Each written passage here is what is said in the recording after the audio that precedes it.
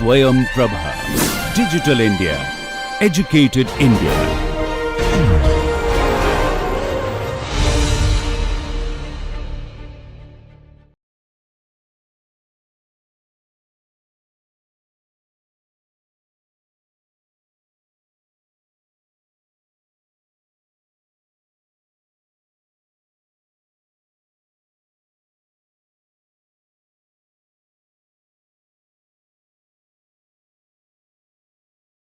Welcome dear learners. I am Dr. Manisha Goswami, working as an assistant professor at Institute of Business Management, GLU University. Today we are going to start with our lecture number 16 on public and non-profit organization strategies and their business model.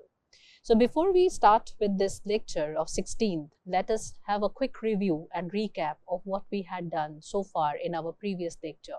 So from the very first lecture, we started discussing the corporate strategy and what are the concepts of the strategy. And while understanding the meaning of the strategy, we come to know that strategy is the art of winning the war without fighting it. Strategy is a master plan of action. Strategies are formulated for the long-term perspective. Strategies are of three different types, like corporate strategy, business strategy, functional strategy. And we also got to know that while framing the strategy, you need to be ethically correct. You should have a fair understanding of the corporate governance. There should be transparency, accountability, and ethical behavior. Top management are framing the corporate strategy, middle level management are framing the business strategy, functional level people are framing the functional strategies. But are they in position to frame the strategy without having the assessment of the environment? Answer is no. So environmental assessment also become a first very essential parameter to be taken care of in order to get the data in terms of opportunities, threats, weakness, and the strength of the organization. The moment you got this data, you can set the right permutation combination, how you are going to minimize the weaknesses, how you are going to minimize the impact of the threat, how you are going to amplify the opportunities, how you are going to make use of the strength in order to develop more of opportunities, and how you are going to make use of strength in order to minimize the impact of the threats. So this is what we had discussed in terms of understanding the different level of the strategy. The corporate strategy, business strategy, and the functional strategies are formulated. Thereafter we got to know that having a view of a global environment is also important, because in the era of globalization, you have to adjust and find out that your country may not be having all the ample of resources. Your country may be lagging in some sort of the advancement, and maybe in the technology, maybe the infrastructure which is related to the technology. Then you have to find out some strategic partner in the foreign country. So for this, you have to have an idea of the global strategies, like what are the different ways through which you can enter into the international market. The ways of entering international market could be like your exporting, the direct exporting, indirect exporting, FDI, via greenfield investment, greenfield development, brownfield investment, right? So there are different avenues which are open for the organization in order to expand their business from their country to the different parts of the world, right? So you can take a call of the greenfield investment, brownfield investment, and under the brownfield investment, there can be the joint venture, strategic alliance, merger, acquisition, right, and production sharing, boot, bought, turnkey operation, right? So there are various different options which are available for a people to who are really looking for a partnership in the foreign market, and that too at a compromise risk level. Thereafter, we talk about how you are going to implement the strategy. Once the strategy formulation is done at the corporate level, business level, and a functional level, then the real task of implementation or execution of strategy come. And when you are executing, you may face the hindrance from the side of the structure. So as per the Chandler thesis, it is very clearly mentioned that a strategy determines the structure and the structure affects the strategy, right? So if you are framing a strategy which is against the structure, then the structure will not allow you to execute the strategy. So you have to be very cautious. Then when you are bringing a change in the strategy, you have to bring the subsequent change in the structure. Like this is the model given by the Chandler, where he has mentioned very clearly that a strategy determines the structure of the organization, and if they are not giving the due reference to it, then it is going to affect the execution of the strategy. It is going to badly affect the execution of strategy, right? So and even the 7S framework also helps you to understand that there are 7 different elements, like the strategy is important to be aligned with the vision mission of the organization. Then it has to see that it is aligned with the structure of the organization or not. And this vision missions are your shared value, which is another important element of the 7S framework. System is also going to play the role.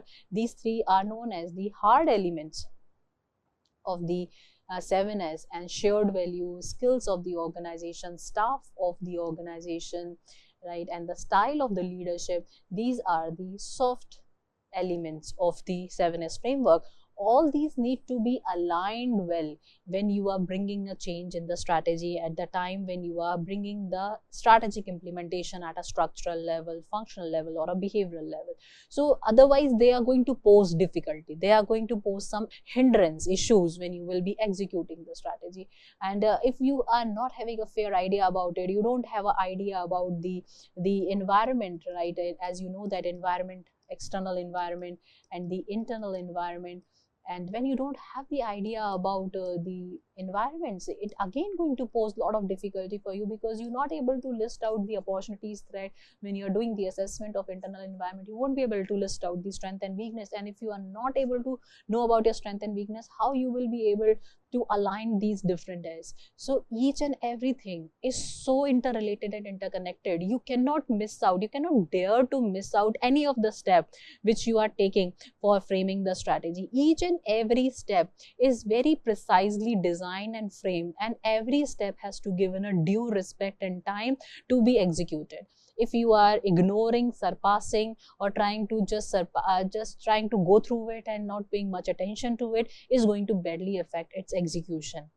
And most of the time it has been observed that a real failure took place at the time of the execution only. None of the strategy is bad, none of the strategy is worst. Every strategy comes out to be the good strategy or the best strategy. The only problem occurs in its execution. So for the correct and smooth execution, you need alignment of your strategy with lot of other elements, and if you are not bringing the alignment, it is going to impact its execution. Resource allocation also plays an essential role in affecting the behavior of the employees working in the organization. So if employees are not happy with the kind of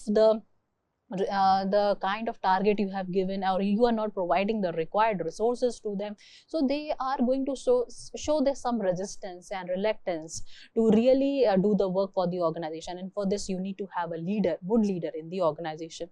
And if you are having a good leader, then functional implementation error may not arise, structural implementation can take place smoothly, and if it is happening, then your strategy is executed. Now strategy is functioning well, and the moment you started seeing that your strategy started executing and start working, then you have to see whether there is a need of some control, you need to keep on evaluating it. So what are the different techniques of strategic evaluation, what are the techniques through the help of which you can control the deviation, have also been discussed in our lecture. And we also talk about the importance of the change and innovation, because whatever you are thinking today may not be true tomorrow. So the basis on which you are taking the strategy today, like in the previous lecture we talk about the premise control, where we got to know that the decision if you are taking today where the economic environment is quite stable, and you took certain strategy keeping the environment stability in mind, and over the period of time the economic downturn took place. So now the environment situations have changed. The economy which you were assuming that it's going to remain stable, but it has gone down, right? As a result, the strategy which you have framed keeping in mind the economic environment stability is going to get affected. So you need to reassess your strategy, you need to reframe your strategy, and that what comes under the different controlling and the evaluation of the strategy. And you need to keep on upgrading yourself in terms of finding the best way of doing the work, otherwise you will perish. If you are not upgrading yourself, if you are not accepting the advancement which are taking place near or around you, how your competitors or your rivals are working, if you are not upgrading yourself, you will not be able to survive and sustain for long, right? So you can take the example of Nokia, take an example of Kodak. They were the big giant of their time. They failed to adapt the change. As a result, they perish, right? And one more essential thing, dear student, you must be aware of, because we have completed the complete loop, that starting from a strategy to the control. So you should have a clear idea about the entire flow chart of a strategy. So before we proceed with today's lecture, let me give you that flow chart. So let's start with the strategy. So as we already know, strategy is a master plan of action, right? So within the strategy, there are three different levels. What are those three different levels? One is the corporate strategy. Second one is the business strategy. And the third one is the functional strategy. Corporate strategies are going to be framed by the top management. Business level strategies are going to be framed by the middle management. Functional strategies are going to be framed by the lower management departments, or you can say the operational department or the functional department. Now, there are three key issues within the corporate strategy. There are certain ways of doing the business strategy as well as the functional strategy. So now, what are the key issues of three essential key issues of the corporate strategy? One is how I should give the direction. So that's what comes under the directional corporate strategy. Then next is your portfolio. So you will be assessing the portfolio of your organization, right? So you are trying to understand how the portfolio of the organization, portfolio corporate strategy, and then comes your parenting corporate strategy, right? Under the direction, again, there are three different ways based on which you can give the direction. One is growth, second is your stability, and third one is the retrenchment. Growth is going to be on the basis of the favorable conditions. If conditions are favorable, right, positive impacts are there, then growth. If lot of plus, minus, negative or positive situation is there, you will be going for the stability. When negative situations are more, adversity is more, then you will be going for the retrenchment. There are two types of the growth, right? What are the types? They are under this, I will be mentioning the types, and there are certain ways of the growth also, right? How you will be expanding your business. So under the type are classified in two parts. One is the concentration. Second one is the diversification.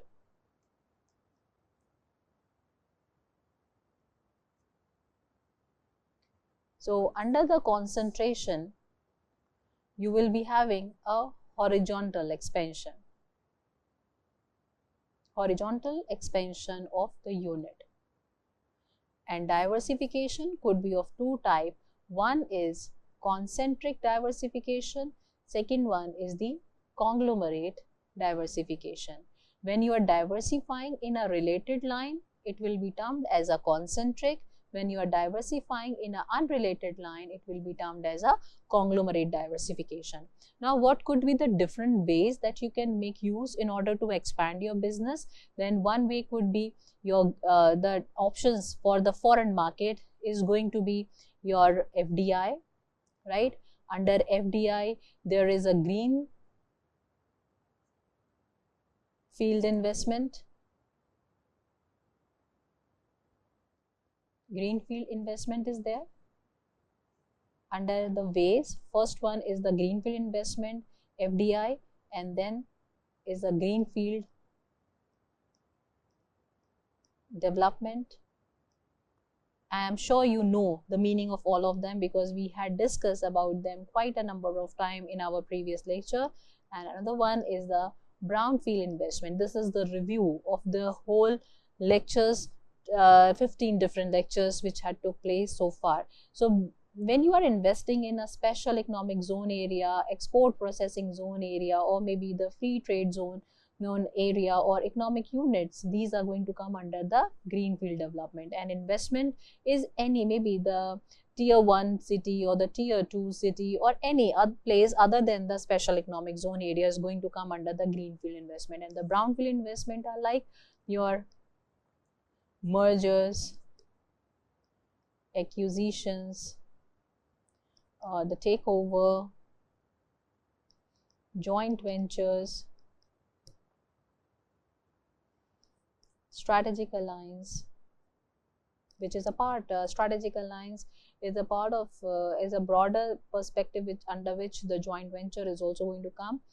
Then your production sharing could also be one of the way.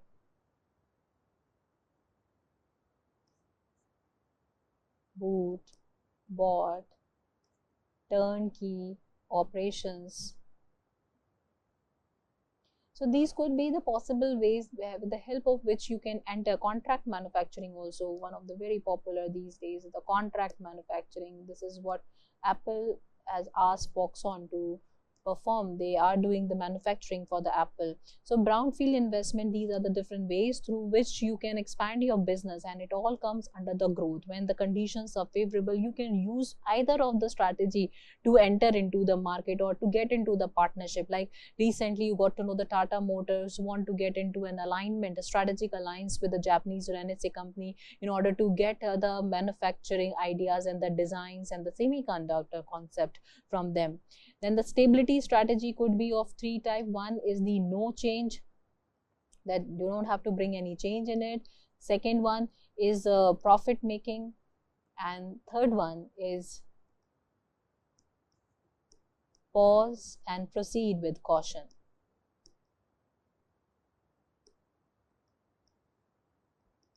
Right?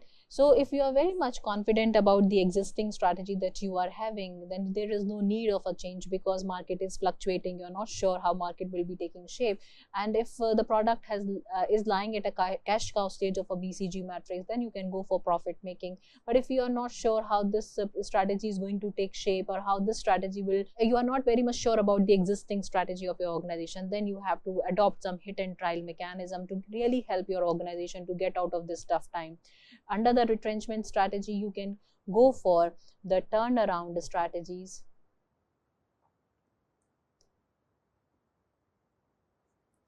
Right? That is what we know by going back to the basics. Like Patanjali should go back to the basics, start from the Ayurveda, right? So that's what going back to the basics. Captive company strategies.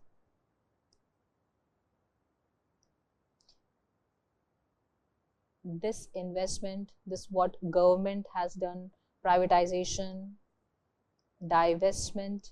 You are selling your unit in one sector and then buying or starting a unit in some other sector. Like say for example, you tried your luck in the fooding sector and then you realize that you are not meant for the fooding sector. You dilute the entire sector from there, meet out all the liabilities, and whatever the money left you invest in some other sector, maybe like textile sector. So that's what comes under the divestment. And the fifth one is your liquidation, right? So where you are close to the insolvency.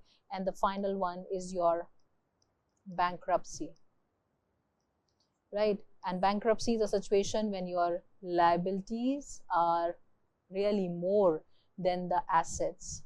And in case of liquidations, your liabilities are less than the assets.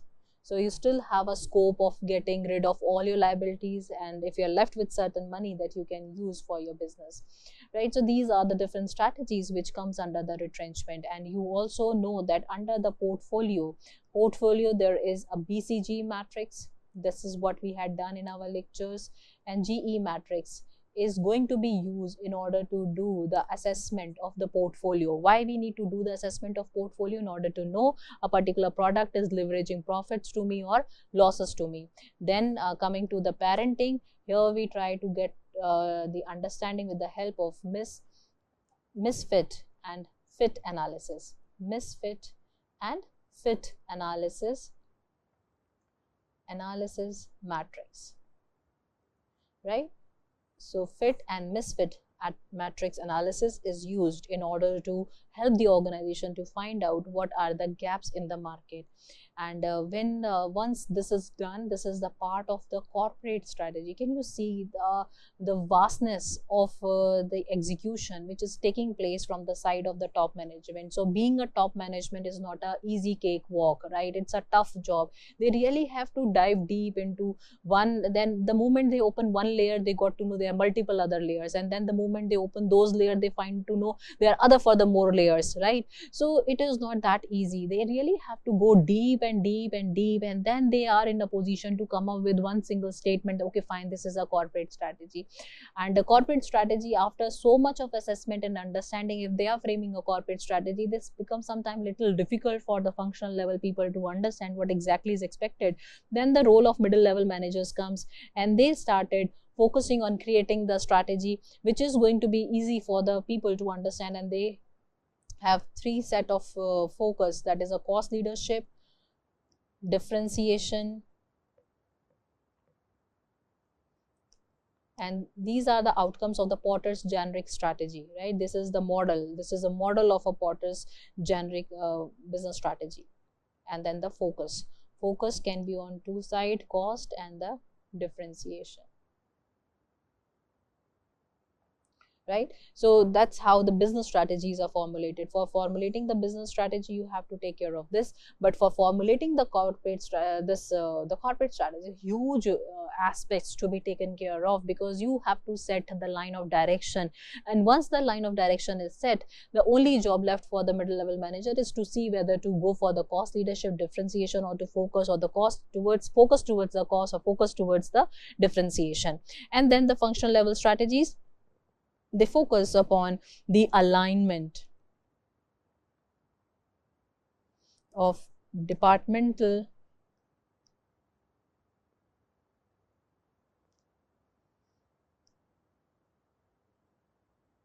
activities with the set of strategies, the set of strategy or course of action given to them. They just to see the alignment, right? Whatever my department was doing for so long, is it aligned with what is now expected me to perform? So you just have to see the alignment. That's it, the functional strategy. So the major brain job is coming from the side of the top management. And once it is done, this entire exercise is done, and then the role of implementation is actually taking place at the level of the functional level people, the lower level people. And this is what we just got to know, that the real failure of execution take place at the functional level people, because they fail to align.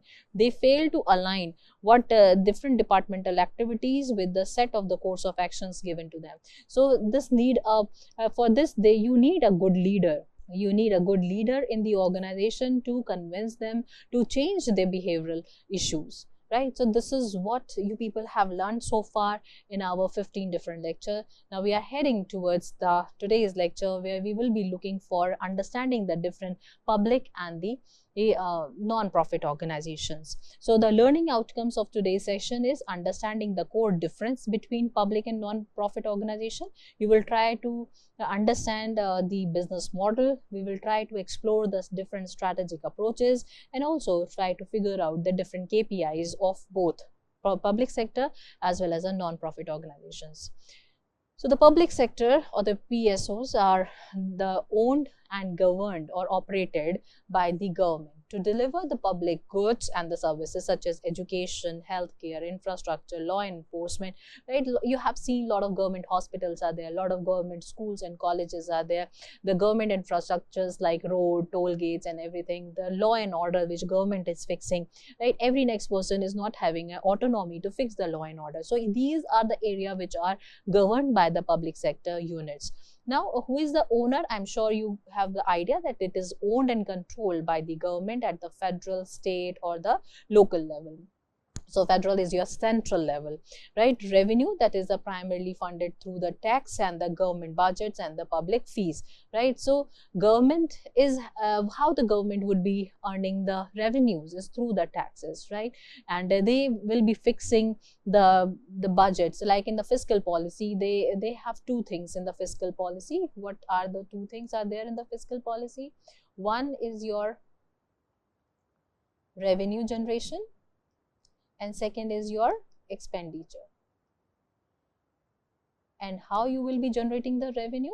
Through taxes, through the fees, or the different the fees which you are charging from the custom duties and other places. The fees which you are charging is going to come under the revenue generation. And then expenditure, and for expenditure, for improving the infrastructure of a country, and for this you create the budget, that what are the different sectors or the area we will be expending the money, so that the efficient utilization or optimum utilization of the money which we have collected through tax or the fees is going to be optimally utilized. And the service delivery is the ultimate goal and public welfare, and it is not driven by the profit, right? The purpose of the government units is to really support the society, is to support or improvise the infrastructure of the nation. Their job is not to earn the profit, their job is to really facilitate or extend the services to the general public and the society by and large, right?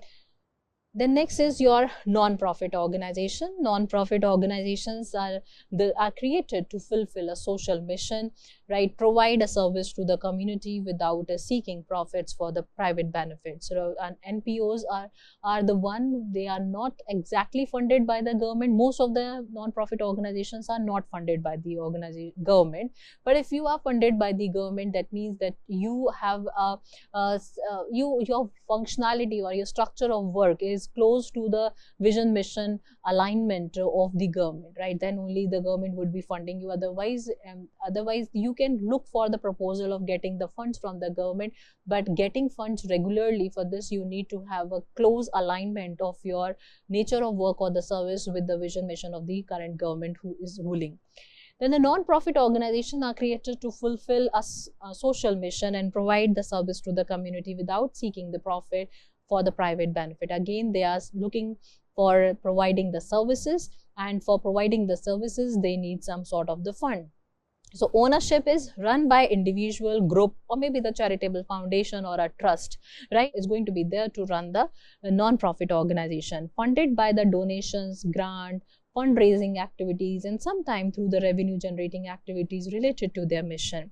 So what is their goal? Is the social impact, promoting the public good, providing services to undeserved population, like for child education, girl child education. If some child abuse is there, so they are taking care of such cases. If women violence, like empowerment of women, right, education of the girl, right? So they are trying to work on finding some of the social issues of the society, and those social issues are going to be taken care by them, and they try to provide support to this class of people. If widow women are there, they are not having any job opportunities, there are certain NGOs, those who are working for the widows. There are certain orphan children, so there are certain NGOs which are working for orphan children only. There are certain NGOs, they're working with only old age people. So different missions a particular non-profit organization can set for themselves, and based on their mission they will be serving the society. Now, what is the public sector business model? Their business sector model is very simple and clear. The taxation based model, where they will be posing the tax upon, and based on the tax they will be earning the revenue. So government generate revenue through the taxes, which is used to fund public services. The Indian government employ this model to fund health sector, education sector, and the infrastructure. So nowadays you can see the road and the highway, the connectivity of the different villages with the cities are also getting improvised, right? The supply of electricity, the quality, earlier used to be a lot of fluctuations in the voltage of the electricity, but now the quality of the supply of electricity even in UP has gone up. Earlier what it has been observed, the UP is not developing in terms of the industries. Why? Because of the higher cost of the electricity, also because of the fluctuation in the electricity, which is leading to the breakdown in a machinery as compared to the Gujarat, right? So Gujarat is flourishing like anything in terms of the industry. Why? Because the quality of the supply of the electricity, the voltage supply of the electricity over there is very good, and it is not fluctuating, and as a result there is no breakdown in the machinery. So the growth of a industry can only take place when you are having basic sources supply to the people. Otherwise, this is one of the very basic thing. Energy consumption will take place. The machinery need electricity, and if the basic thing is not there, how industry growth can take place in a particular state? So people are improvising the quality of supply of basic necessities for industrialization, and for this they need a money, and the government need a money in order to improvise the infrastructure. So road construction is taking place, airways is improvising, waterways of transportation is improvising, trackway transportation is improvising. So people are putting different ways in order to facilitate the different industrialists and the investors to invest in the country, but from where government will get the money is through taxation. Service fee model, the public organization charge nominal fee to cover operational costs while keeping the service affordable for the citizens, right? For instance, public health centers charge minimal fee for the consultation, treatment, ensuring the accessibility to healthcare service for lower income population. So there are certain people like destitutes, people belonging to the below poverty line. So they need certain assistance, they need certain support when some health issue arise in their family. So they don't have insurance policy, they don't have a regular source of funding, they can't afford to have a card, right, like credit card or something like that, or bank loan. They can't afford to have that, and nobody is going to sponsor their medical expenses. So in such kind of a hospital, the healthcare hospital sectors of the government are really going to save the life of those people who are in need of money, who are in need of healthcare services, though with the nominal charges. The next is the public-private partnership. So most of the time it has been observed that government are also not having an access to different technology or to the different skill set of the employees. So in that case, what government would be doing, they are trying to associate themselves with some private partners, like collaboration or between the government and the private entities to provide public infrastructure or the service. For example, like Delhi Metro, like Triple P project between the Delhi government and the private contractor to provide efficient urban transportation, like the Yamuna Expressway was built by the JP Group. So that's how the government try to improvise the infrastructure of a company with the help of some private players. They give the tenders to them, and based on that tender, they are getting the quotations, they will pay the money to them, and against that money, those private companies would be helping the government to do the infrastructure development. And from where the government would be getting the money is through taxation and the fees. That's how they will be generating the revenue. And within their budget, they have a specification that this much amount of money will go for the infrastructure development, this much amount of money will go for the education sector, this much amount of money will go for the healthcare sector, this much of money will go for the relationship building, international relation building, right? So they have a clear and precise budget, which we have recently witnessed in this year itself, the 1st of February. Every year, 1st of February is the day for disclosure of the budget of the central party. Then comes to the non-profit business model. They are solely relying on the grant and the donations. They can't get the money through taxes and the fees because they are non-government, right? They are not the government institution. They are non-government units. They are non-profit business units, or you can say NGOs also, non-government organizations, or non-profit organizations, right? So they are going to get the fund from the grant or donation model, right? Non-profit often rely on donation and the grant to fund their activities. For example, Akshay Patra, which provide free midday meals to the children in government school across India, funded largely through donations from the individual, corporation and international organization. Right, so they need to really work on improvising the quality of the food also, because quite often there are certain news or the cases where the issues in the quality of the food has come up, and they are constantly working on improvising the quality, because nobody can play with the life or the health of the kids. Social enterprise model, like this is also one of the way they can gain the money from, or this is what the model is.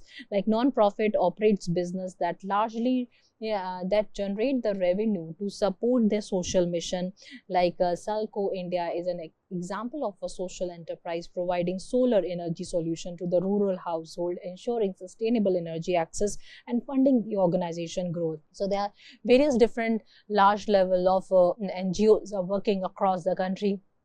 Some are working for providing the solar panel services, some are working for providing the healthcare services, some are working for providing the education to the young children, some are working for protecting the child from the abuse, some are working for the child labor, some are working for the violence of the women at home, right? Some are working for empowering of the women, some are working for the widow women, some are working for the age-old people.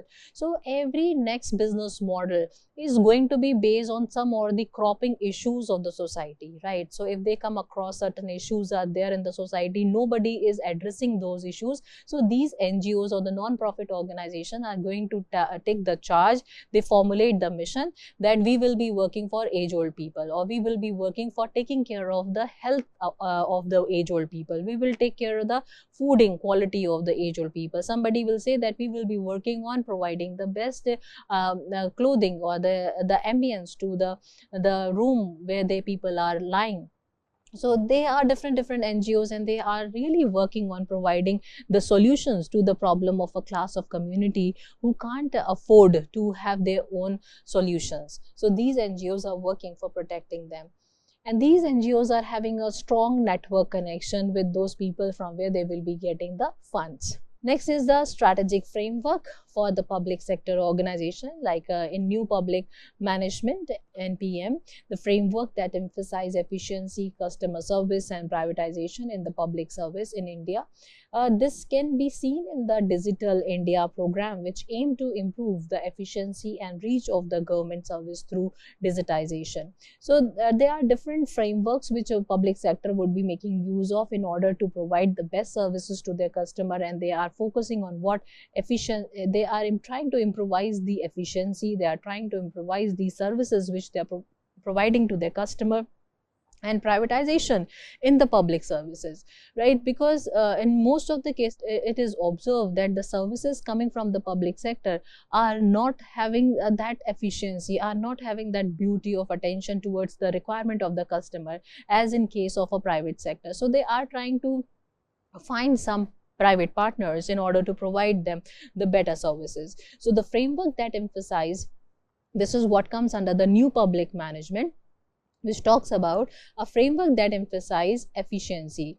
So they are going to focus on the efficiency of the service which they will be providing to the customer, and then there are some customer care service centers are also there, and the privatization of the public services. They will try to seek the partners in the market and the private partners in the market who will be helping them to provide the right solution to their problem. In India, this can be seen in the Digital India program, which aim to improve the efficiency and reach the government service through digitization. So Digital India, the different broadcasting partners are there, digital media, digital channels are there, DTH channels are there. All these are the outcomes of private partnership of the government in order to expand the Digital India concept, or the digital education, or the Digital India concept. They are facilitating with the help of some partnership with the private players. So public value management, like focus on creating the value for the public by engaging citizens in the decision-making process, like Swachh Bharat Abhiyan, Clean India Mission is a perfect example of the public value management. So here they are focusing on providing some value to the general public and some good resources or the good ambience to the public, right? Most of the time people have some or the other issues in terms of the ambience or the kind of the place where we are residing, the quality of the air, maybe the pollution is so high. So if you as an individual start contributing in maintaining the hygiene and you start planting trees more, in the near future there is a possibility that entire country or entire city may become beautiful place to live in. So that's what come under the public value management initiative, aiming to improve the sanitation, cleanliness across the country by involving citizens and the local body. So they are not going to hire hire the people. There is a Nagarpalika, municipality peoples are there, they are working on it. But despite of that, each and every individual should take the onus of it, because this is your dirt. You should take care of the dirt, or you should take care of the scrap which you are throwing in the on the road. If you are cutting the plants, if you are cutting the trees, then you should take the responsibility for the plantation of the tree. And then if you are cutting the trees, then you should not be the person who will be blaming the government for the poor quality of the air.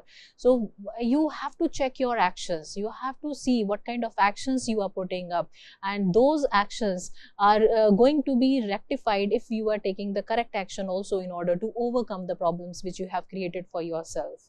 Next is the strategic framework for non-profit organization, that as in the previous slide we were talking about the strategic framework for the public sectors. Now the non-profit organization, like social impact strategy.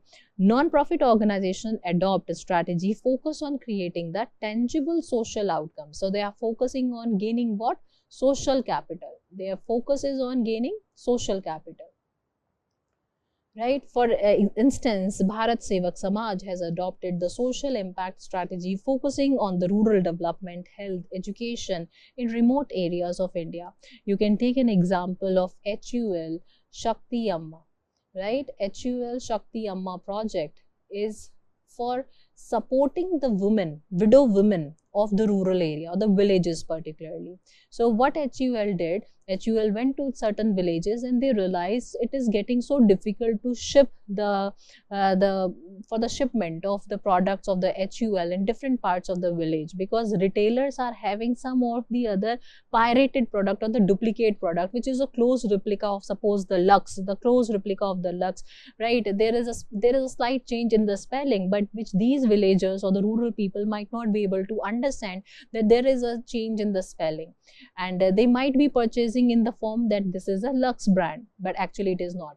So HUL realized that there is a huge network of the duplicacy prevailing in the rural India and the villages where the pirated products are rolling out, and there how I should control over it. If I'll be asking the retailer not to sell their product because they are getting more commission from them, so they will continue to sell. They are not going to sell the branded product where the level of the or the percentage of the commission is going to be comparatively less, because the companies are putting lot of effort in terms of maintaining the quality standards, and these local bodies duplicate products are not having any standard issues, so they can come down to the lower cost. As a result, they can give more commission to the retailer. So keeping that situation in mind, HUL thought of coming up with this concept of supporting the society and thereby getting rid of this problem also. So this is going to give them the solution of two problems. One problem is the duplicacy is prevailing, and because of duplicacy, the villagers are using very adulterated product. Because of the duplicacy, the product is not of good quality, it is going to impact their health, it is not hygienic, right? So this is going to have a long-term impact. Today they are not able to sense out that they are using a duplicate product because it is comparatively cheaper to them, to their pocket, it is not so heavy on their pocket, so they are ready to buy it, right? So they are not aware. So this is one of the issue, that society is using adulterated product. Another issue is there, the women of the rural area, the widow women are not having an access or having an opportunity to get a job because they are not skilled. And secondly, they are relying on the mercy of their family member, maybe the elder, younger brother, brother-in-law, or the father-in-law. They are relying on the mercy of them. So if I will be giving a job opportunity to these widows or the young widows of the rural India, I will be helping two issues. I'll try, the HUL will be in position to help the two cropping issues. One is the adulteration issue, another one is a women empowerment. And these women will become a direct source of helping the HUL product to move from one house to another house, because in village there is lot of parda system. People don't allow the males to enter into their family, right? But these widow females can easily barge into their house, they can enter, they can talk to the female, they can ask the female that whether you have a required soap, detergent with you or not, and accordingly they can list out when you will be in need of. Accordingly they are going to fix the time they will be giving the delivery of the product to them. So this is going to help them to overcome the duplicacy. This will help them to get the easy access of the villagers, and third, it is going to help them to empower the women of that rural area. So that's what going to come under the social impact strategy. Now the next is resource dependency theory. NPO developed strategies based on securing funding and the resource through grant application or collaboration. For example, Teach for India, which collaborate with corporate sponsors and foundation to fund its fellowship program that send teachers to the underserved areas, or the area where the possibility of giving the services are comparatively very low. So these are the two predominant and the nice way through which NGOs or the NPOs are trying to serve the society. Here I have given an example of HUL company. They have their own CSR mechanism, they have their own way of serving the society. They too have their own NGO, and the NGO is trying to support the women across the country, particularly the village or the rural India. Public sector KPIs, that the service delivery efficiency, measurement of timeliness and effectiveness of service, such as the public distribution system, which distributes subsidized food to a poor. KPIs could include distribution speed, the coverage, and the reductions in the hunger, right? So they are trying to provide the quality services in terms of providing the staple food at a very subsidized rate, right? So that the people can easily afford to buy. Accountability and the transparency, that government initiative like Mahatma Gandhi National Rural Employment Guarantee Act measure transparency by tracking the amount of employment provided to the rural worker and ensuring the fund are properly utilized. So they are also not only focusing on providing the fish to the villagers, they are also working on how make them learn how to fish. That means the government is not only focusing, or the non-profit organizations and the different initiatives of the government is not only primarily focusing on just providing the free staple food or the subsidized food or the subsidized rate house allowances. They are also trying to find out the job opportunities for them so that they start earning their own livelihood, and with the help of that the rest of the family get educated, and then sooner or later the entire family can have a better way of living standard, right? So the Magdarega, that particular scheme is also a wonderful scheme in terms of providing the better job opportunities to the people living in the villages. Next is the non-profit KPIs. So their impact on the beneficiaries like Akshay Patra Foundation measure the success by number of the student fed and the improvement in the school attendance rate linked with the midday meal program, because most of the cases it is observed the students are not coming to schools because they don't have anybody to prepare the lunch for them, and the midday meals become a point of attraction for a lot of kids to go to the school. As a result, the attendance and the absenteeism rate of the student have gone down. So Akshay Patra is having the KPI, the key performance indicator, in terms of understanding that how many number of students they are feeding, what their physical health is now before and after having the consumption of Akshay Patra food. And second, the attendance rate is started increasing because this become an attractive point of attraction for a lot of students to be in the school, so that they will be able to get the food, at least of one-time meal they can get. The donor satisfaction and retention, the non-profit often measure how satisfied donors are with the transparency of the fund usage, right? So Give India, an online platform, they connect donor with verified NGOs, track the donor engagement and the effectiveness of the fund allocation. So this become very much important for the NGOs to keep a complete track list of the activities they are performing, because they have to show to the donors that how they are utilizing the money given to them, right? If the particular money they are getting for protecting the child education or for protecting the child from the labor, then they have to really mention out that what different cases they have taken care of and how they are educating the society in so that they will stop hiring the people below 14 years of age, or how they are educating the society so that they should send their child for the education, right? All these things are going to come under their KPIs, and this kind of a record they are going to maintain, and they will show to their on the annual basis to their donor. they should also keep a watch over the outcomes of the actions which they are taking, so that donor also feel like that whatever the money they are giving to the NGO is really serving the society and helping the people to get out of the different issues or the problems of the society. Next is public sector stakeholder engagement. Government often engage a wide variety of stakeholder, including the citizen, community organization, and industry expert through a public consultation and the forum. For example, National Action Plan on Climate Change is developed with the input from the government ministry, environmental groups, and the international bodies to ensure comprehensive policy development.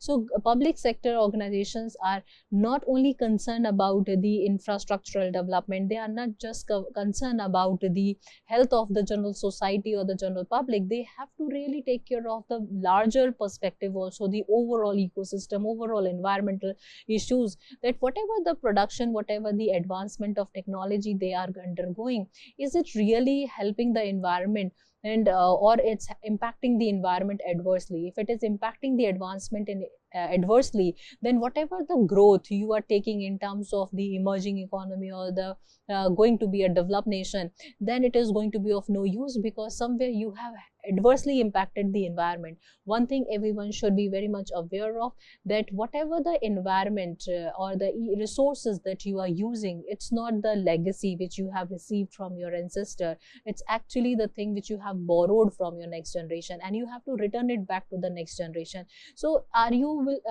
going to be in a position to return the resources or the things which you are using from this ecosystem in the same format to your next generation? If the answer is yes, that means you are doing justice to the environment. If answer is no, then you have to correct your course of action. Otherwise, you are going to further pollute the environment and will make the next generation life hellsome to survive and sustain. So this public sector stakeholder engagement is revolving around this concept. The government often engage a wide variety of stakeholder, including the citizen, community organization, industry expert, through public consultation and forum. For example, National Action Plan on Climate Change is developed with the input from the government ministry, environmental group, international body to ensure the comprehensive policy development. So their purpose is to bring the awareness among the larger set of the people, larger group of the people. If the educated class of people start talking about the conservation of the energy, the rest of the people will also start understanding the importance of conserving of energy, right? So this is the general mindset of the local community and the people. People usually listen to the advanced group of people. They are not going to listen from the destitute or the downtrodden class of people, and for they are going to understand the importance or of the words of the educated class of people. That's why government is creating a group of people who are having the expertise in the different domains, so that the moment the people start talking about those issues and they start formulating certain course of action, the rest of the public will join the force and will help the government in the final fulfillment of those course of actions and protection of the environment by and large. Non-profit stakeholder engagement. In the non-profit sector, the stakeholder engagement often involve beneficiaries, volunteers like donors, advocacy group. For example, Gunj, for instance, collect the material from the urban area, involve local community distribution and awareness building effort, ensuring that the community has a voice in the organization strategy, right? So the non-profit organization, how they are engaging the stakeholder, they are asking for the volunteers to come up, they are asking the people, if you have some surplus things, why don't you come out and support the general public in the market, right? And they are creating awareness among the people or the society who can afford to buy things for themselves. They are creating an awareness that stop misusing the things which you are having. If you are having certain things which is in spare, why not you share with those group of people who can't afford to have? So such kind of awareness, such kind of social camping, such kind of the Nukkad Natika is important to bring the awareness among all of the people, that you should stop misusing the resources whatever you are having, having, you can afford to buy, doesn't mean that you will start misusing it. So that is the ideology of a non-profit stakeholder engagement, and that is the reason why they look for some volunteers. The volunteers are going to come from the society. They are the part and parcel of the group of the society who can afford things, right? And if these people are coming up and they started talking about this, is going to create a word of mouth among the people, and that's how they can create an awareness that how important is to optimally utilize the resources. If you can afford, you should be very much thankful and try to extend your service to the society at large. Next is the ethical responsibility in the public sector. So the public sector organization have a responsibility to ensure equitable access to the services, transparency in fund allocation, and accountability in governance. The goods and service tax is the example of the implementation in India, where government had to balance fairness, transparency, simplicity, while ensuring that the taxation system did not disappropriately or disproportionately affect the marginalized community, right? So there should be no disproportion, right? They are observing that there is a lot of cascading effect of the different taxes, and they are also observing there is a lot of corruption. So keeping all those things in mind, they try to come up with a consolidated system and the consolidated way through which they can impose the tax. But we are the emerging economy, we are developing economy, we cannot hide ourselves from the payment of the taxes. We have to pay the taxes to the government, because from where otherwise the government will be getting the money to improvise the infrastructure. So if you really want to have a feeling of getting the good education from the side of government, if you're really looking for the good healthcare services from the side of government, good infrastructure, maybe the transportation, maybe the electricity, right? So if you're looking for all those better services, then you really need to extend your support to the government, because out of all wholesome population of 1.43 billion, only 2 or 3% people are paying the taxes. This is one of the very biggest irony, right? So if the larger pool of people are earning the money, 500 million only people are earning the money. So if the people are earning the money, and out of that people who are earning the money, only 2 or 3% people are coming in the slab of the payment of the income tax. So that is a big irony, and that is the reason why government is not having a large pool of money to support and extend the services. And that's the reason why later on we we criticize the government. Is in the government school there is no education, in the government hospital there is no healthcare services. Why? Because there is no money in the hand of the government to facilitate you. So if the moment you start paying to the government, you will start getting the services. Social impact in non-profit organizations. So non-profit organization by design are committed to improving the lives of the underprivileged. Benevolent organization like the Smile Foundation focus on education, healthcare, livelihood program, ensuring the vulnerable communities have a chance for a better life. So all the vulnerable communities, the communities which are not having an access to all the resources, these are the vulnerable people. They really need some support from the class or the community of the people who have an access to different resources. They are lucky that they can earn their own livelihood, but there are some class of people who are vulnerable. They don't have an access to all those resources which you are having. So the foundation like a Smile Foundation is working with this mission and trying to provide services to this class of people. And that's how they are creating an impact upon the society. So now the concluding lines, what we have learned in today's lecture, let us look at it. So today in today's lecture, we try to sum up all what we had learned so far from the very first lecture to the 15th lecture. And thereafter in the next portion, we talk about the different public sector units and the non-profit organization unit, what kind of the business model they are using, how you as an individual can contribute and support as a volunteer to the NGO. This also we got to know, and we also come to know that we should all be wise enough in terms of understanding that from where the government will be getting the money to serve us in the form of the government school and education, until and unless we are paying taxes to them, because tax and fee is the only source of earning for the government. So if we start paying taxes to the government, and if we start disclosing the true earning to the government, for sure the government would be having a huge sum of the money with the help of which they can serve us back by providing the quality education in the government institutions or the quality healthcare services at the hospitals. So if we are looking for some services from the government, we also have to extend our services back to the government by paying taxes, by disclosing the real income to the government. Otherwise, we won't be able to get the service, and we keep on creeping. So if you want some service, you have to extend your service. After all, we are a developing nation. We are not the developed nation. So government has to rely on the different set of source of earning of money, that is taxation and fees. So with this word, I take a day off, and for further readings, you can refer this book. Thank you.